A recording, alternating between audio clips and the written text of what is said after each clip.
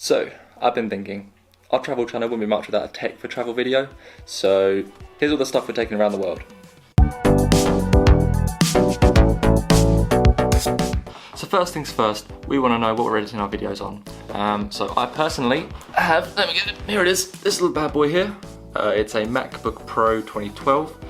This is what we're mainly going to be using for editing our videos.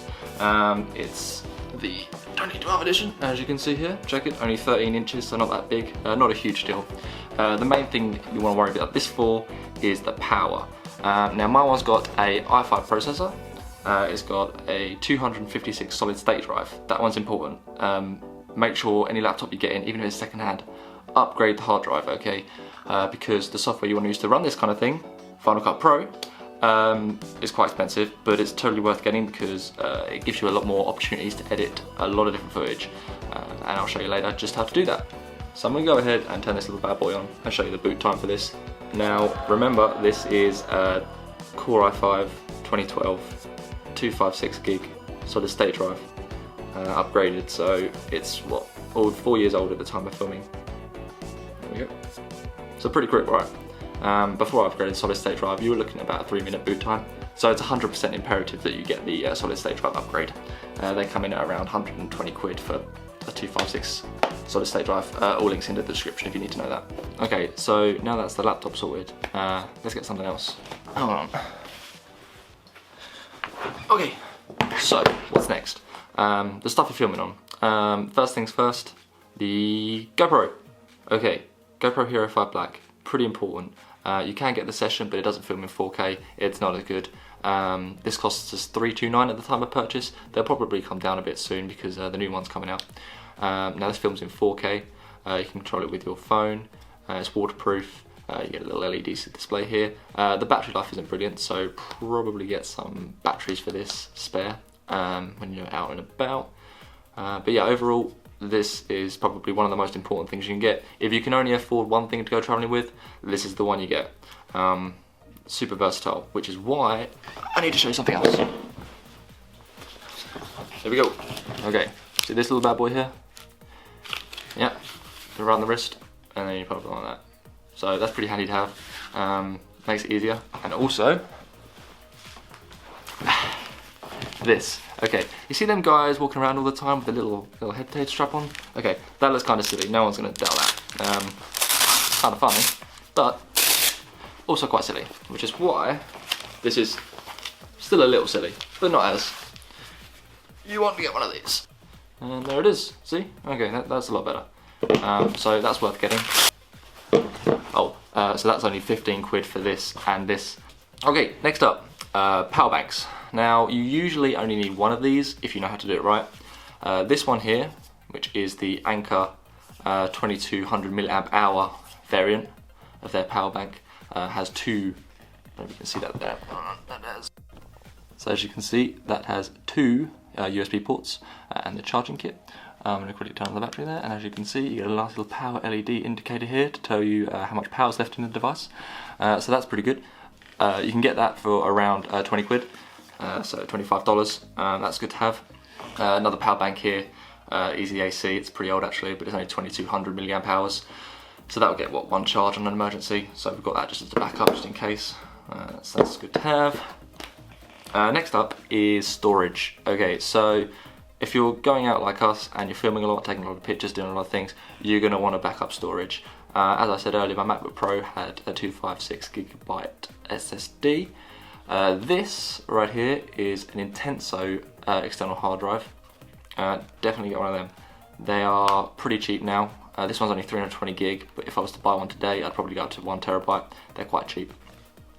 Just so you can literally put all your documents and photos and stuff on different storage medias, get backups. You don't want to be losing this stuff, obviously. You can use cool online services, so Google Photos is a service I'd recommend for your phone. You can store unlimited photos on the cloud, which is synced to your Google account. So maybe just use these hard drives for, you know, like videos and larger stuff like that.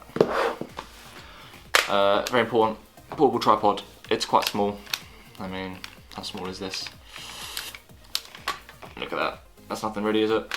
Definitely get one of these, 100% perfect for a lot of shots you want to be taking. Also candid shots as well, very important. Also, okay, I've had to take it off, but obviously this Joby mount, this is cool.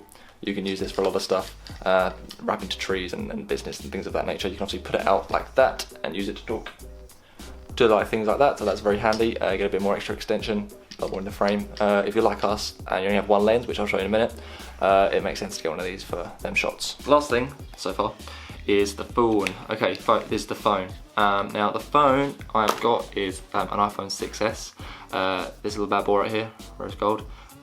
64 gig. You should have got 128 gig looking back. If you can afford it, go for the higher one. There's a big debate over what camera's better for what mobile phones. Now, obviously by the time I've probably released this video, you're looking at iPhone 8 being released, so probably wait for that if you can afford it. But Abby has the iPhone 7 Plus, 128 gigabytes, which films in 4K, has the dual focus lens. Get the Plus if you can, if you're really worried about this. I mean, we have our GoPro and the camera I'm filming on now, and this is probably our B camera, along with Ab's phone probably actually. And there's nothing wrong with the iPhones. Obviously you've got your mic input as always, on the 6S anyway. So that's important to have, because for the next one I need to show you what we're using for audio. So if you've just noticed, the audio's probably gone a bit rubbish now. That is because this bad boy's out. Now I have a dead cat on this right now because of a bit of external sounds, but 100% get an external mic. It is the most important thing you will get for your camera. Video and audio, I would argue in most circumstances audio is more important. Now what I've got here is the Rode Video Mic Go. You can get the Rode Video Mic Pro for about an extra 140 quid. This was 60 quid. And also I added a dead cat to it, which is this fluffy thing here. You can use this indoors. I haven't changed mine, I can't bother, it's not a huge deal. But this is also very good to have. This is just a little one here. So all in all, get these, get your microphones, get it done. No qualms, needs to be done. I'm going to put this in because I know this sounds terrible now. Okay, we're back in business, hopefully the audio's great now. I don't know why I bothered putting it back in, because the next thing to show you is the camera I'm using. So to do that, I'm going to need my iPhone. Okay, so for the next part of this video, I'm going to enlist Abby to help me out here. Basically, what this camera is the Lumix G7 DMC. It films in a native 4K resolution at 30 frames a second, also 24 if you prefer for a more cinematic look, and it also films in 1080 at 60 frames a second. The main selling point behind this camera in particular is right here. Okay, very important to have. You can probably see Abby in that now. Very important to have this.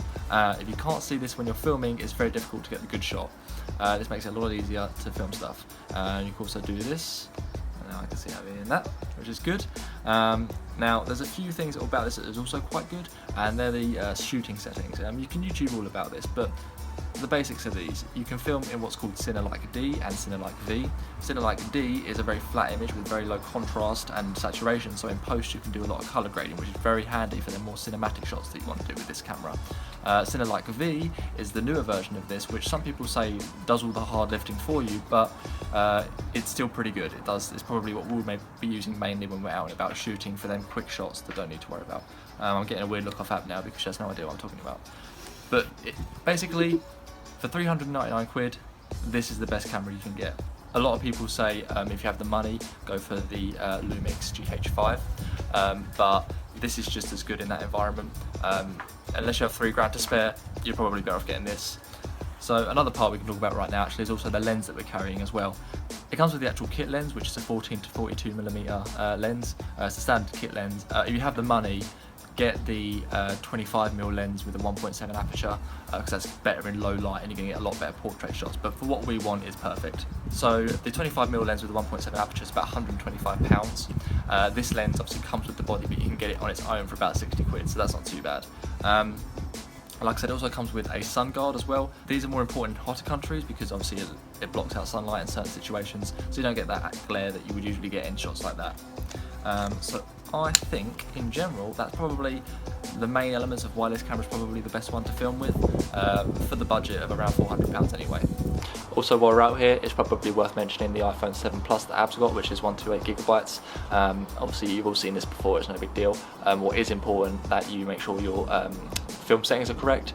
So basically, it depends really on how you're filming your content. but in general you want to keep consistent settings between your camera and your iPhone. Right now I'm filming at 4K at 30 frames a second. That might change depending on how we progress throughout this channel. So if you can see there, basically they're the settings that you want to be getting for your iPhone. That's what we're currently on. And once they're all in, you're pretty much okay. It's worth turning grid on as well for the images to make sure you get the rule of thirds for a lot of shots, which is quite nice. As I said earlier, one of the main reasons you want to get an iPhone 7 Plus is because it has the dual lens. You get two little lenses here, okay? And what that first of all means, you can get optical zoom, and also it does a lot better in low light conditions. So in a lot of examples, where the Lumix G7 falls down is in low light. Its ISO's a bit hit and miss on certain ranges. The iPhone will be a lot better in a lot of low light scenarios with that. So it's one of the main reasons we've got this one. Oh, it feels much better to be back in normal 4K and good audio. Okay, so that's basically the run through of all the tech that we're taking with us travelling. There's probably a couple other little bits. There's a lot of cables and chargers and things like that. Also get memory cards, 64 gig, SD cards at least. Anything less is not really worth it because you want to be filming in 4K and either downscaling to 1080 or filming in native 1080 with a 60 FPS frame rate. So that is probably all of the tech that we're taking with us travelling. Comes to about £2,500, which is almost $3,000. So that's kind of expensive. If you're on a budget, stick to a GoPro and an iPhone. That's what I'd say. But yeah, all the links will be in the description. Okay, as you go pack, it's almost time to go.